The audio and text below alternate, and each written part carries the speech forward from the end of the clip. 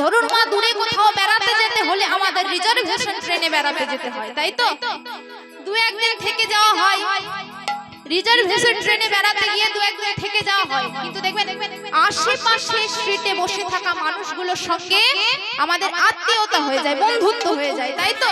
কি গো, হয় না মা? এমন হয় না? বন্ধুত্ব হয়ে যায়, কাউকে ভাই ডাকি, কাউকে দিদি ডাকি, কাউকে বন্ধু ডাকি। কিন্তু মা, তারা কি আপনার স্টেশনে নামবে? আমার স্টেশন যখন আসবে তখন তো আমাকে নামতেই হবে। ঠিক আমার জীবনটাও হলো, এই আমাদের জীবনটাও হলো ঠিক ট্রেনের মতো, চলছে তো চলছে। আর আমরা কোন কামরায় বসে আছি মা? না, এই সংসার রূপী কামরায় আমরা আছি। এই সংসার রূপী কামরায় এসে কাউকে ভাই ডাকলাম, কাউকে মা ডাকলাম, কাউকে বাবা ডাকলাম, কাউকে দিদি ডাকলাম, কিন্তু আমার স্টেশন যখন আসবে বাবা, তখন তো আমাকে নামতেই হবে। মাতা পিতা ভাই বোনের সঙ্গে কিছুই যাবে না। কি যাবে? না, এই হরি নাম যাবে আর প্রাণ যাবে গো। এই নামে যাবে আর প্রাণ যাবে গো। নাম যাবে আর প্রাণ যাবে, হরি নাম যাবে আর প্রাণ যাবে গো। আমাদের সঙ্গে কিছুই যাবে না গো। নাম যাবে আর প্রাণ যাবে, তোমার সঙ্গে কিছু হরি বল হরি আর যাবে না গো। হরি নাম যাবে আর প্রাণ যাবে গো। বলে মা, আরেকটা জিনিস যাবে, কি যাবে? না, এই হরি নাম যাবে আর দান যাবে গো। নাম যাবে আর প্রাণ যাবে গো। নাম যাবে আর দান যাবে গো। হরি নাম যাবে আর প্রাণ যাবে গো। গোবিন্দ সেবা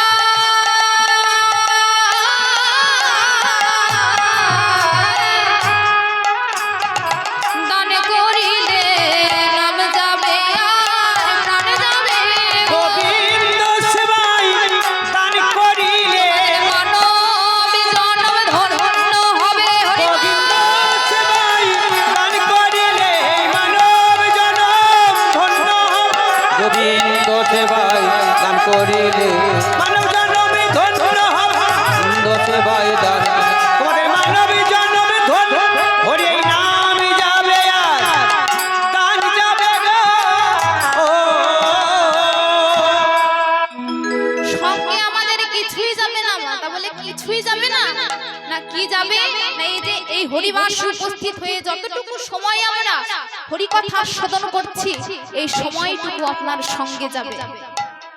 যতবার মুখে হরি বল বলছি, এই হরি আপনার সঙ্গে যাবে। এই যে মা সদাই আমার আমার বলছি, বাড়ি আমার, টাকা আমার, সংসার আমার, পয়সা আমার, কিন্তু কই কখনো তো ভেবে দেখিনি মা যে আমি টাকার, সব যখন আমার তখন আমি টাকার। মহাজন বললেন যে আমারটাকে যেদিন তোমার করে নিতে পারবে, যে হে দয়াময়, এই ইহজগতের মাঝে যা কিছু আছে আমার বলতে কিছু নেই, সবই হলো তোমার। না, কারা এমন ত্যাগ করেছে মা? না, মহাপ্রভু আমার প্রত্যেক দিনই কিন্তু শ্রীবাস অঙ্গনে নিত্য গীত করতেন। প্রত্যেক দিন শ্রীবাস অঙ্গনে নিত্য গীত করতেন। সেই শ্রীবাস বাবা যেদিন থেকে শ্রীবাস আমার ভাগবত গ্রন্থটাকে নিজের হৃদয়ে জড়িয়ে ধরলেন, ওই দিন থেকে শ্রীবাস আমার ভক্তি জীবনে পদার্পণ করলেন। যে শ্রীবাস ছিল পূর্বজন্মে নারদ মুনি, যার অহংকার চূর্ণ করার জন্য প্রভু পাঠিয়েছিলেন এই জগতের মাঝে। তেমনই একদিন শ্রীবাস অঙ্গনে মহাপ্রভু আমার নিত্য গীত করছে, আর শ্রীবাসের একটি মাত্র সন্তান বাবা, শ্রীবাসের একটি মাত্র সন্তান রুগ্ন অবস্থায় বিছানার মাঝে পড়ে আছে। আর এদিকে মহাপ্রভু বাইরে আমার শ্রীবাস অঙ্গনে নিত্য গীত করছে, আর তার একটি মাত্র সন্তান রুগ্ন অবস্থায় বিছানার মাঝে পড়ে আছে। আর তার পাশে কে আছে মা? না, তার পাশে বসে আছে তার হতভাগিনী মা। শ্রীবাস একবার মহাপ্রভুর সঙ্গে হরিনাম সংকীর্তনে যোগ দিচ্ছে, একবার সে সন্তানকে দর্শন করে যাচ্ছে। একটি মাত্র সন্তান তো বাবা, একবার সে সন্তানকে দর্শন করে যাচ্ছে। এইভাবে ঘর বাহির করতে করতে এমন সময় একবার এসে দেখছে যে মালিনী কোনো কথা বলছে। বলছে মালিনী, ও মালিনী, তুমি কোনো কথা বলছো না কেন মালিনী? কথা বলো মালিনী। ও মালিনী, কি হয়েছে মালিনী, তুমি কথা বলছো না কেন, বলো মালিনী। মালিনী বলছে স্বামী, ও স্বামী, আর তোমাকে ঘর বাহির করতে হবে না স্বামী। যাও স্বামী, তুমি সংকীর্তনে যোগ দাও, আর তোমাকে ঘর বাহির করতে হবে না। মালিনী বলছে স্বামী, তুমি যার জন্য বারবার ছুটে আসছিলে ঘর মাঝে, যে পাখিটিকে দেখার জন্য তুমি বারবার ছুটে আসছিলে ঘর মাঝে, যে বাৎসল্য প্রেম তোমাকে বারবার টেনে আনছিল এই ঘর মাঝে, সেই পাখিটা যে জন্ম জন্মান্তরের মতোই আমাদের ছেড়ে চির বিদায় নিয়ে চলে গেছে মালিনী। স্বামী, যারা জন্ম জন্মান্তরের মতোই আমাদের ছেড়ে চির বিদায় নিয়ে চলে গেছে, বিদায় নিয়ে চলে গেছে গো। তখন স্বামী বলছে মালিনী, মালিনী, ও মালিনী, তুমি কোথাও ভুল করছো। আমার গোপাল বুঝি অভিমান করে আছে, আমি ডাকলে পরেই আমার গোপাল আমাকে সাড়া দেবে। গোকুল মৈশর দেবে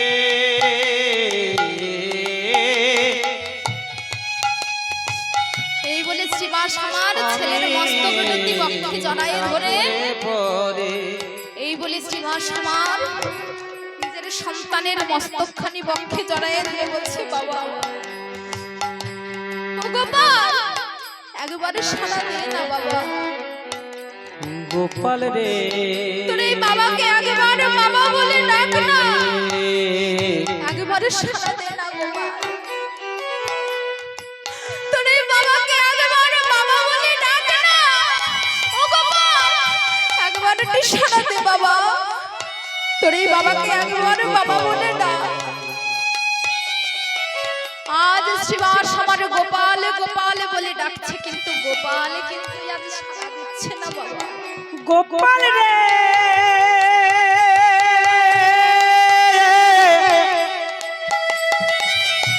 সারা দে গোপাল, সারা দে।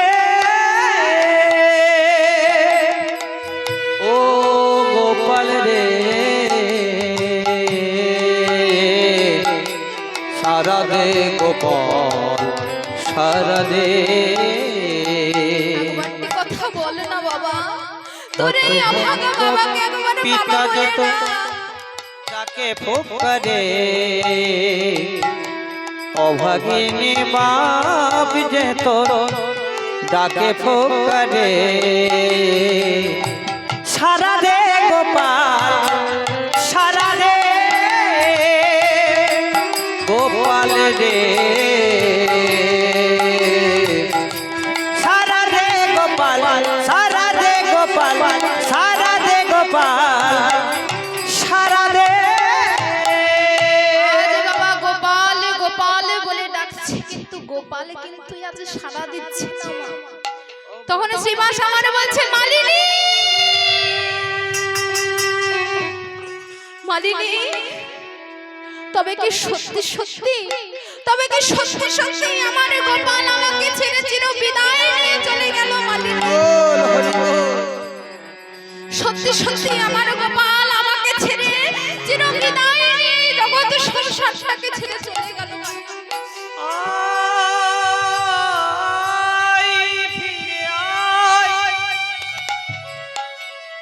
তখন মালিনী বলছে স্বামী,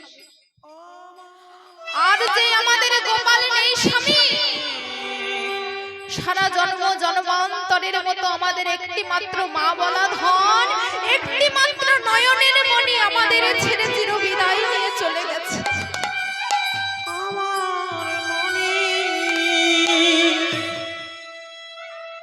তখন স্বামী বলছে মালিনীকে, শ্রীবাস বলছে মালিনী, ও মালিনী, তোমার চরণে আজ আমি একটি মিনতি করব, রাখবে বলো মালিনী? তুমি তোমার ওই নয়নের জল ফেলে একবারও কাঁদবে না বলো মালিনী? তুমি আমার ওই নয়নের জল ফেলে একবারও কাঁদবে না বলো মালিনী? মালিনী বলছে, এ কি বলছো স্বামী? আমি আমার নয়নের জল ফেলে কাঁদবো না? মালিনী বলছে, স্বামী, কারোর সন্তান যদি কোনো মাকে ছেড়ে চিরবিদায় নিয়ে চলে যায়, এখানে কোনো মা কি আছে যে সন্তানের জন্য না কেঁদে থাকতে পারে? কোনো মা কি আছে যে সন্তানের জন্য না কেঁদে থাকতে পারে? একজন সন্তান হারানোর যে কতটুকু বেদনা বাবা, একটি মা ছাড়া কিন্তু তা কেউ বোঝে না। শ্রীবাস আমার বলছে, মালিনী, ও মালিনী, তুমি তোমার ওই নয়নের জল ফেলে একবারও কেঁদো না। মালিনী বলে, স্বামী, এ কি বলছো স্বামী? আমি আমার নয়নের জল ফেলে কাঁদবো না?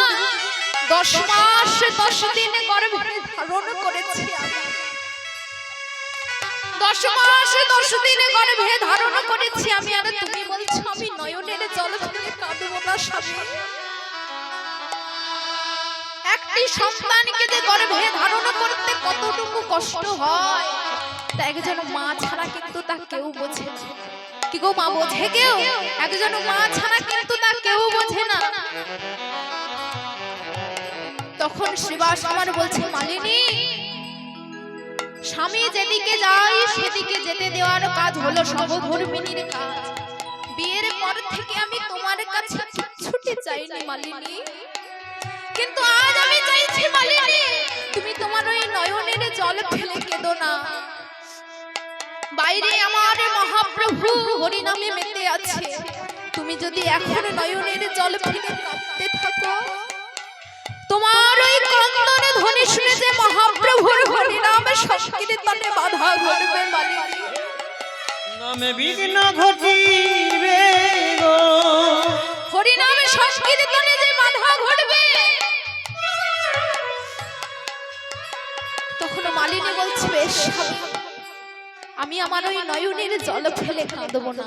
তখন শ্রীবাস আমার বলছে, মালিনী, কত যোগী মুনি ঋষি শত শত বছর ধ্যান তপস্যা করে, কোটি কোটি বছর ধ্যান তপস্যা করে যার শ্রী চরণ লাভ করতে পারে না, সেই ভগবান আজ আমার মতো ক্ষুদ্র অধমান। তখন মালিনী বলছে, স্বামী, আমি আমার এই নয়নের জল ফেলে কাঁদবো না, কিন্তু স্বামী, আমি আমার এই মৃত ছেলেকে নিয়ে কি করব? শ্রীবাস আমার বলছে, মালিনী, তুমি তোমার ওই মৃত ছেলেকে নিয়ে কি করবে জানো? তোমার ওই মৃত ছেলেকে কোলের মাঝে নিয়ে প্রত্যেক দিন যেমন তুমি গোপাল ঘুমাও গোপাল ঘুমাও বলে ঘুম পাড়াও, শোনো মালিনী, প্রত্যেক দিন যেমন তুমি তোমার গোপালকে কোলের মাঝে নিয়ে গোপাল ঘুমাও বলে ঘুম পাড়াও, আজও তুমি তোমার গোপালকে কোলের মাঝে নিয়ে গোপাল ঘুমাও গোপাল ঘুমাও গোপাল ঘুমাও বলো। মালিনী এবার গোপালকে কোলের মাঝে নিয়ে দুটি নয়নের জল ফেলে দিয়ে গোপালকে কোলের মাঝে দিয়ে বলছে, বাবা রে, ও বাবা, তোকে তো প্রত্যেক দিনই আমি ঘুম দিই, কিন্তু আজ তোকে যে আমি ঘুম দিচ্ছি বাবা, তুই সারা জন্ম জন্মান্তরের মতো ঘুমিয়ে থাক বাবা, প্রত্যেক দিনই তুই আমি তোকে ঘুম দিই। জগতে এমন কি মাঝে যে তার মৃত সন্তানকে ঘুম দেয়? গোপাল, প্রত্যেক দিন আমি তোকে ঘুম দিই, তুই আবার সকাল বেলায় উঠে যাস বাবা, কিন্তু আজ তোকে আমি যে ঘুম দিচ্ছি, তুই সারা জন্ম জন্মান্তরের মতো সারা জন্ম জন্মান্তরের মতো ঘুমিয়ে থাক। মালিনী এবার আমার গোপালকে কোলের মাঝে নিয়ে দুটি নয়নের জল ফেলে দিয়ে গোপালকে ঘুম পাড়ালো। কেমন ভাবে আমার গোপাল ঘুমা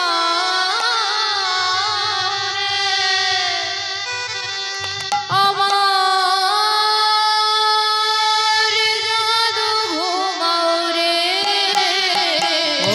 গোপাল ঘুমাও রে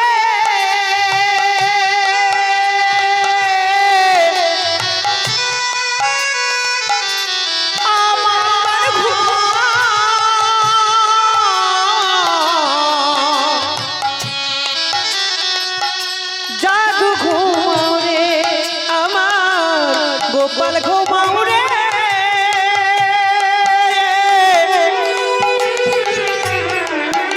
আবার জাদু ঘুমাও রে সারাদিন পরে আমার গোপাল ঘুমায় রে ওই সারাদিন পরে আমার গোপাল ঘুমায় রে আমার গোপাল ঘুমায় রে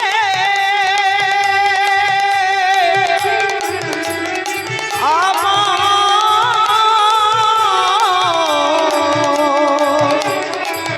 জাদু ঘুমায় রে একবার ঘুমো বাবা, একবার ঘুমো। প্রত্যেকদিন তোকে আমি ঘুম দিই জেগে যাওয়ার জন্য। আজ তোকে ঘুম দিলাম, তুই সারা জন্ম জন্মান্তরের মতো ঘুমিয়ে থাক বাবা। তুই সারা জন্ম জন্মান্তরের মতো ঘুমিয়ে থাক। ঘুমাও ঘুমাও জগমণি,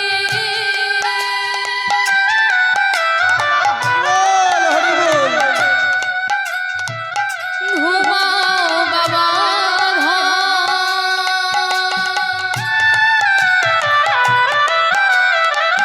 সারা জনম ঘুমিয়ে থাকো, ডাকবো না কয়া। ঘুমা ঘুমা জাগমণি তুমি ঘুমাও না অনধ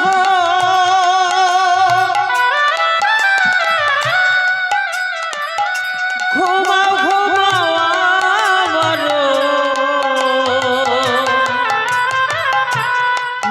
মনিরত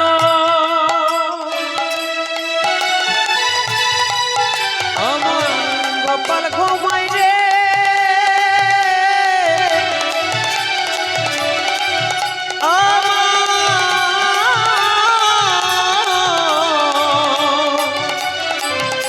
জাদু ঘুমায় রে এই বলে গান শোনানি, গান শোনা এমন ঘুম পাড়ানি গানের ছালায় গোপালকে আমার ঘুম পাড়ালো মালিনী। আমার এইদিকে শ্রীবাস আমার মহাপ্রভুর সঙ্গে কিন্তু আবার হরি নামে মেতে গেছে।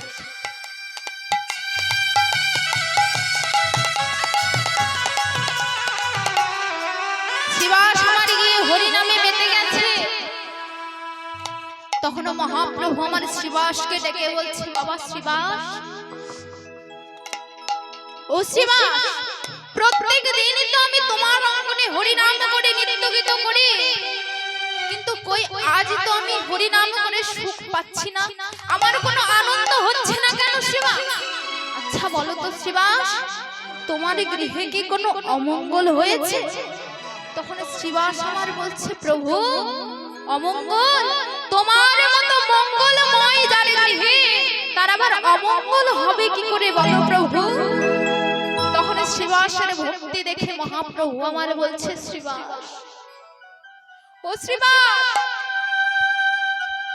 বাবা শ্রীবাস, তাহলে তোর কোনো অমঙ্গল হয়নি?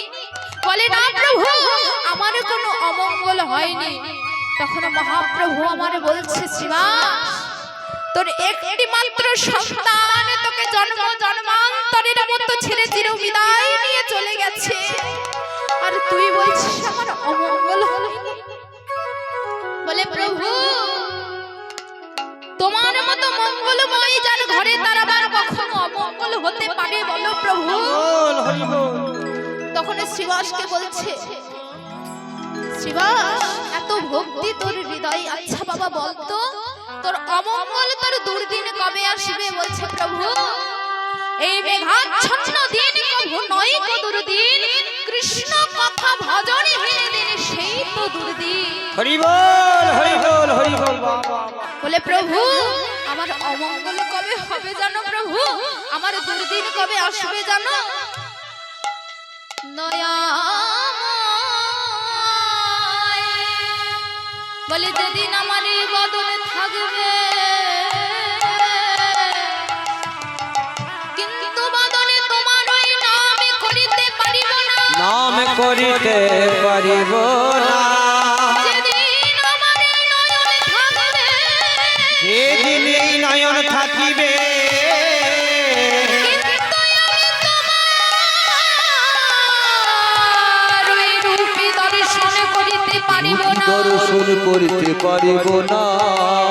আবার যেদিন আমার এই হাত থাকবে, কিন্তু কোনো ভক্ত চরণে ধুলি নিজের অঙ্গে মাখিতে পারিব না। চরণ ধুলি মাখিতে পারিব না। বলে দয়াময়, যেদিন আমার এই পা থাকবে, কিন্তু এমন সুন্দর হরিবাসরে আমি যেতে পারবো না। আরে যেদিন আমার এই দেহটা থাকবে, কিন্তু দেহতে কৃষ্ণ বলা পাখিটা থাকবে না। কৃষ্ণ বলা কথা কিবে না গো। বলে দয়াময়, যেদিন আমি ওই ভবপানির ঘাটে গিয়ে দাঁড়াবো, যেদিন আমার এই প্রাণ পাখিটা উড়ে গিয়ে ওই ভবপানির নদীর ধারে গিয়ে দাঁড়াবে, সেদিন তুমি কি করবে জানো প্রভু? আমায় দুটি হাত ধরে হরি বল পার করে দিও। সেদিন হাত ধরে পার করে দিও। এই যে মা, এত হরিনাম করছি, এত হরিনাম শুনছি, এর কারণ কি মা? না সেই বিকাল বেলা মহাজন বললেন, যেদিন তোমার এই প্রাণ পাখিটা উড়ে গিয়ে ওই ভব নদীর পাড়ে গিয়ে দাঁড়াবে, মৃত্যু তোমার দরজায় এসে করা নাড়বে। এই যে বাবা এত সুন্দর দেহ পেয়েছি, এত সুন্দর জন্ম পেয়েছি, কিন্তু জন্মটা যদি মা কাজে না লাগাতে পারি, তাহলে এই জীবনটাই যে আমাদের সার হয়ে যাবে। শেষের দিনে যদি কৃষ্ণ বলে বিদায় না নিতে পারি, এই জীবনটাই যে আমাদের সার হয়ে যাবে। তাই মহাজন কি বললেন দেখো, যেন কৃষ্ণ বলে, কৃষ্ণ বলে যেন চির বিদায় নিতে পারি।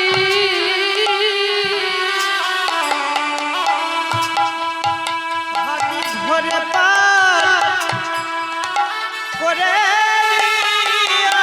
যেন কৃষ্ণ বলে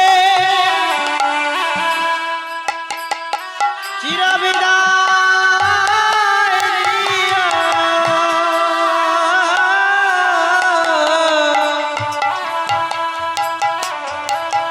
তুমি হাত ধরে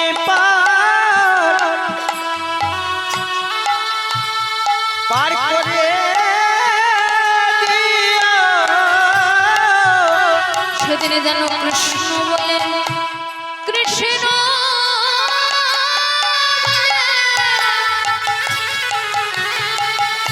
যেন চির বিদায় নিতে পারি।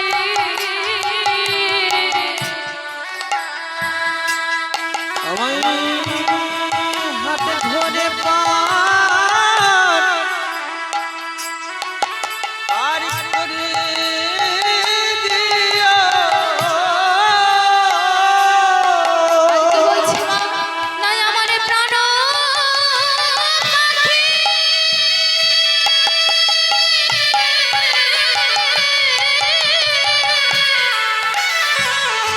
হরি বল। সারা জন্মের মতো দেবে ফাঁকি, সেদিন যেন হরি বলে,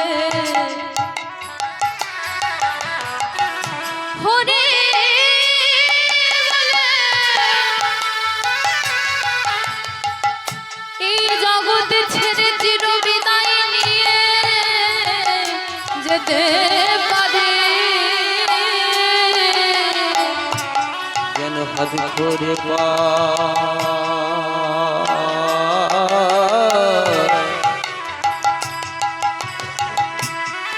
পার করে রে ও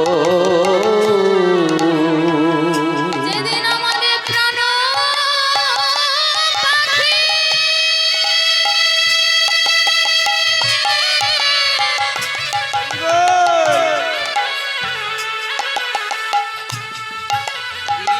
সারা জনমের মতো দেবে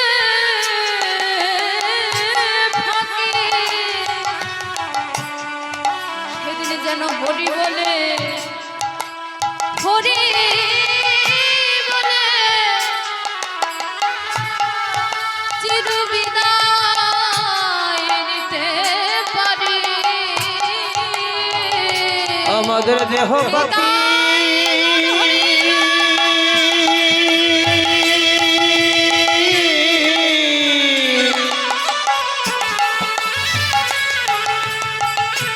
এই দেহ হইতে দিয়ে ফাঁকি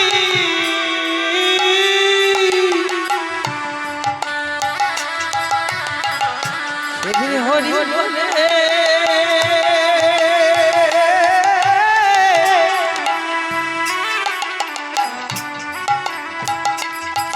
চিরবিদায় দিও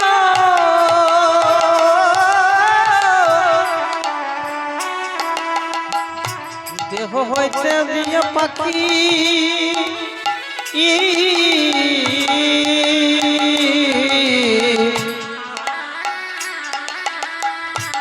দিয়ে পাখি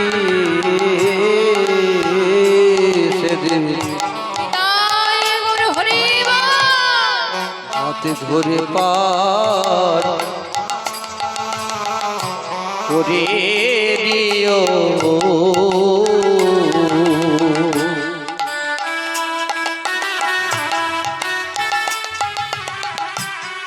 দেহ পাখি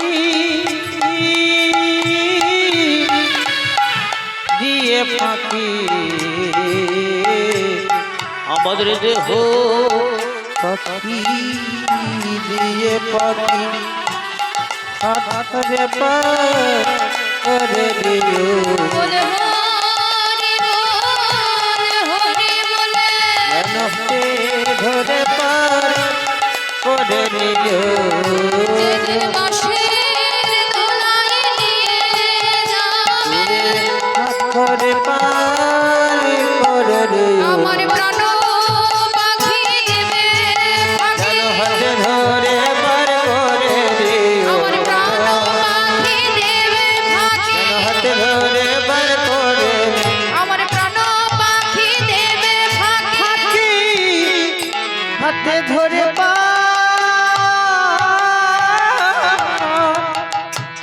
এই যে মা এত সুন্দর দেহ পেলাম, করে